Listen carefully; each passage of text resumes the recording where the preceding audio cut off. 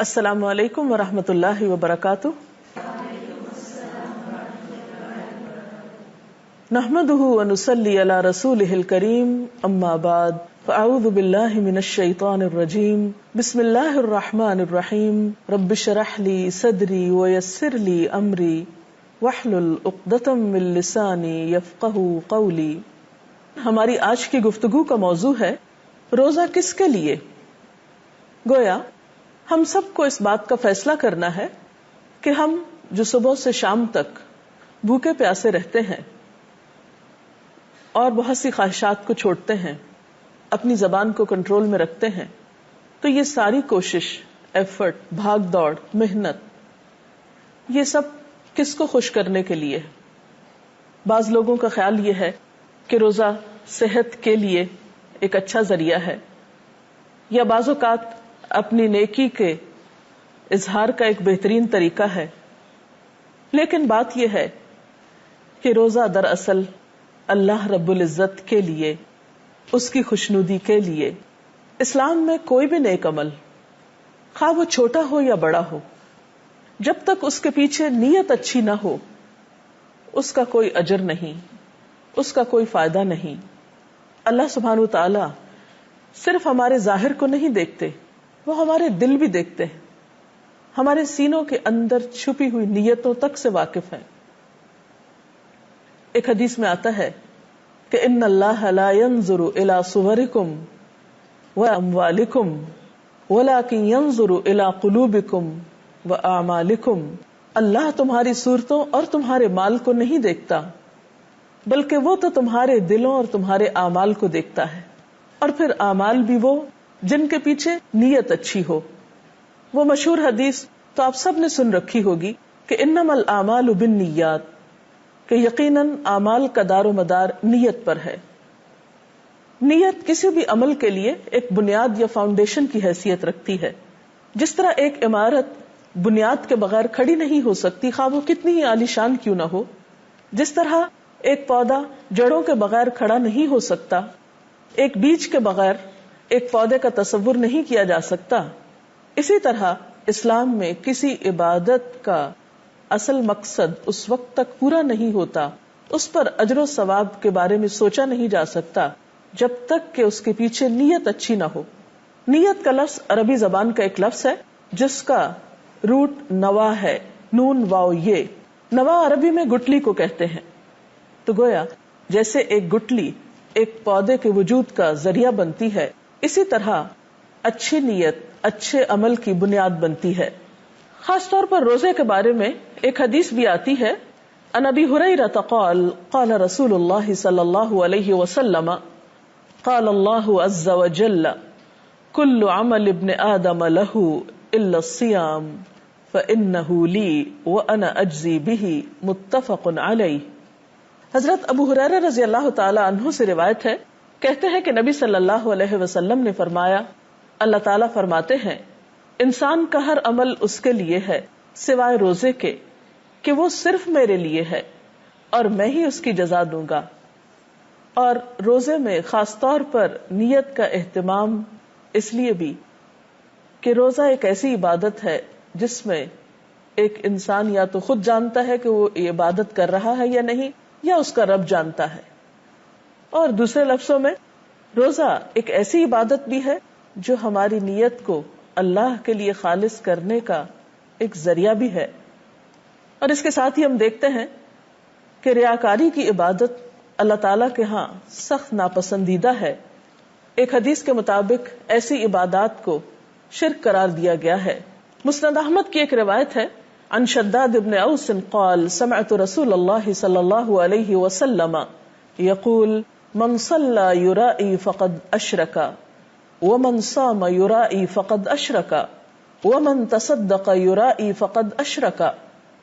حضرت شداد بن اوس رضی اللہ تعالی عنہ کہتے ہیں، میں نے رسول اللہ صلی اللہ علیہ وسلم کو فرماتے ہوئے سنا ہے، جس نے دکھاوے کی نماز پڑھی اس نے شرک کیا، جس نے دکھاوے کا روزہ رکھا اس نے شرک کیا، اور جس نے دکھاوے کے لیے صدقہ کیا اس نے شرک کیا. تو گویا اللہ سبحانہ وتعالی کی خوشی کی بجائے کسی اور کی خوشی ہو، یا جس میں انسان اس کے لیے اپنے عمل کو خالص کرنے کی بجائے دوسروں سے اس کی شہرت چاہتا ہو یا ناموری چاہتا ہو یا اپنی پاکیزگی کا کوئی دم بھرنا چاہتا ہو. نہیں، اسلام میں عبادت سراسر اللہ کی خوشی حاصل کرنے کا نام ہے. ایسی عبادت کا فائدہ کیا ہے؟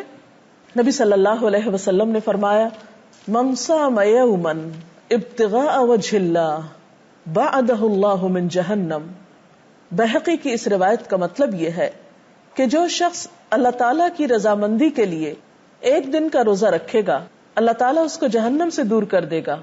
تو گویا یہاں بھی جہنم سے دوری کی وجہ محض روزہ رکھنا نہیں ہے، بلکہ روزہ اللہ کے لیے رکھنا ہے. اور اللہ کے لیے رکھنے کا مطلب کیا ہے؟ اس کی رضامندی اور اس کی خوشی چاہنے کے لیے. ایک اور حدیث میں آتا ہے نبی صلی اللہ علیہ وسلم نے فرمایا جو شخص لا الہ الا اللہ کہے اور اسی پر اس کا خاتمہ ہو جائے تو وہ جنت میں داخل ہوگا. اور جو اللہ تعالیٰ کی خوشنودی کے لیے ایک دن کا روزہ رکھے، ایک دن کا، اور وہ اسی پر مر جائے، یعنی اس کے دل میں اور کوئی غرض نہیں تھی سوائے اپنے رب کی خوشنودی کے، تو وہ جنت میں داخل ہوگا.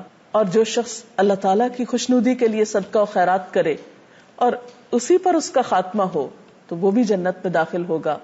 اب سوال یہ پیدا ہوتا ہے کہ پھر روزے کی نیت کیسے کی جائے؟ جیسا کہ آپ جانتے ہیں کہ نیت کا لفظ نوا سے، اور نوا گٹلی کو کہتے ہیں، اور گٹلی دراصل زمین کے اندر ہوتی ہے جب جا کر اس سے پودا نکلتا ہے. تو اسی طرح نیت کا تعلق انسان کے دل سے ہے. نیت دل کے ارادے کا نام ہے. اس کے لیے کچھ مخصوص الفاظ آپ صلی اللہ علیہ وسلم نے ہمیں نہیں سکھائے.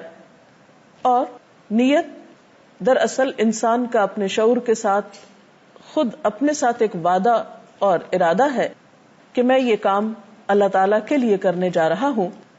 اب سوال یہ پیدا ہوتا ہے کہ نیت کس وقت کی جائے؟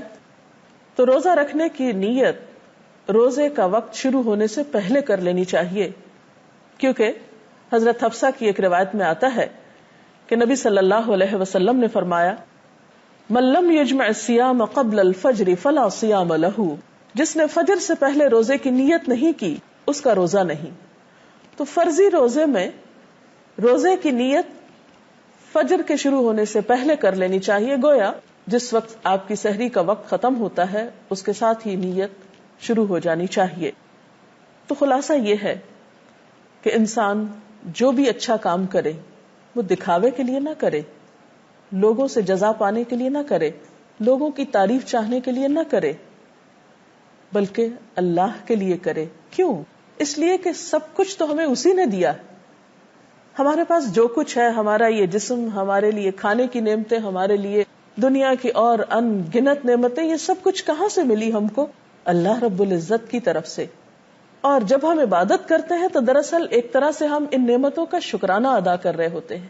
اور اگر اس میں بھی ہم اس کے ساتھ اوروں کو شریک کر لیں تو وہ کس قسم کا شکرانہ ہے؟ تو بہرحال روزہ اللہ کے لیے، اللہ تعالیٰ ہی اس کی جزا دینے والا ہے. دکھاوے کا روزہ شرک قرار دیا گیا ہے. اور روزے کی نیت دل میں ہوتی ہے اور نیت کا وقت فجر سے پہلے تک کا ہے. اگر اس کے علاوہ نیت سے متعلق آپ کے ذہن میں کوئی سوال ہو تو آپ کر سکتے ہیں. جی آپ کیجئے سوال. میرا آپ سے سوال ہے کہ روزے کی نیت کا صحیح طریقہ کیا ہے؟ روزے کی نیت دراصل دل میں ہوتی، اور اس کا آپ کو پتہ کیسے چلے گا؟ مثلاً آپ رات کو جب سونے لگتے ہیں تو کیا سوچ کر سوتے ہیں کہ مجھے صبح روزے کے لیے اٹھنا ہے. تو گویا آپ نے نیت کر لی. آپ الارم لگاتے ہیں، پھر آپ صبح اٹھ جاتے ہیں، سحری کرتے ہیں. آپ کے یہ سارے اعمال اس نیت کے تابع ہیں. ایک تو روزہ رکھنے کی نیت اس طرح ہوگی. دوسرا یہ کہ جب آپ سحری کھا رہے ہوں اور آپ روزے کی حالت میں ہو تو اس وقت نیت کی مزید تجدید کر سکتے ہیں کہ میرا یہ عمل خالصتاً اللہ تعالیٰ کی رضا کے لیے ہے. اور خصوصاً اس وقت جب آپ کو بھوک لگی ہو یا آپ کو روزے کی وجہ سے کسی قسم کی کوئی دقت یا پریشانی ہو رہی ہو تو اس وقت اس تکلیف کے احساس میں پھر اللہ تعالیٰ کی خوشی کے لیے اسے اچھی طرح برداشت کر لیں اور اس کا تذکرہ نہ کریں اور اپنی حالت کو بھی بہتر رکھیں. کیونکہ جو کام اللہ تعالیٰ کے لیے کیا جاتا ہے وہ پھر خوبصورتی سے ہی کیا جانا چاہیے. اور اگر کسی وقت کسی انسان کی کوئی تعریف سن کر دل میں یا نیت میں کوئی خرابی آنے لگے اور انسان کے اندر کسی قسم کی کوئی کجی آنے لگے تو فوراً یاد کر لے اپنا اصل مقصد اور سوچے کہ نہیں، مجھے کسی انسان سے اس کا کچھ ریوارڈ نہیں چاہیے، میں نے تو یہ کام اللہ کے لیے کیا ہے اور اسی سے میں اس کی جزا چاہتا ہوں. جی. جیسے آپ نے بتایا کہ روزہ ہماری نیت کو خالص کرنے کا ایک ذریعہ ہے، تو ہمیں کیسے پتا چلے گا کہ ہماری نیت خالص؟ بات یہ ہے کہ روزہ آپ کی نیت کو خالص کرنے کا ایک ذریعہ بھی ہے، اس میں کوئی شک نہیں، کیونکہ اگر آپ چھپ کر کوئی کھا پی لیتے ہیں تو کسی اور کو پتہ نہیں چل سکتا سوائے اللہ تعالیٰ کے، اس لیے یہ عبادت آپ کی اور اللہ تعالیٰ کے درمیان ہے. اب اس میں یہ ہے کہ آپ کو کیسے پتہ چلے گا کہ آپ کی نیت خالص ہے یا نہیں. تو آپ اپنے لیے ایک معیار مقرر کریں کہ آپ روزے کی حالت میں اپنے آپ کو اللہ تعالیٰ کے کتنا قریب پاتے ہیں، کیونکہ جس کی خوشی مقصود ہوتی ہے اس کی یاد بار بار آتی ہے اور انسان روحانی طور پر اپنے آپ کو اللہ تعالیٰ کے قریب پاتا ہے. تو جتنی زیادہ آپ کی نیت خالص ہوگی اتنا ہی زیادہ آپ کو اللہ تعالیٰ کا قرب محسوس ہوگا اور آپ کے اپنے اندر ایک فرقان پیدا ہوگا. جیسے کہ ایک آیت میں آتا ہے کہ ان تتقوا اللہ یجعل لکم فرقانا، اگر تمہارے اندر اللہ کا تقوی ہوگا تو وہ تمہارے اندر ایک کسوٹی پیدا کر دے گا، ایک میزان پیدا کر دے گا. جیسے ایک تھرمامیٹر ہوتا ہے بخار کی حرارت کو ناپنے کے لیے، تو بالکل اسی طرح انسان کے اندر بھی اللہ تعالیٰ ایک ایسی سوچ اور ایک ایسا احساس پیدا کر دیتے ہیں کہ جس میں انسان اچھے برے کے فرق کو پہچاننے لگتا ہے. تو یہی فرقان آپ کو بتائے گا اور احساس آپ کو بتائے گا کہ آپ اللہ تعالیٰ کے کتنے قریب ہیں. اجازت چاہتے ہیں. اللہ حافظ.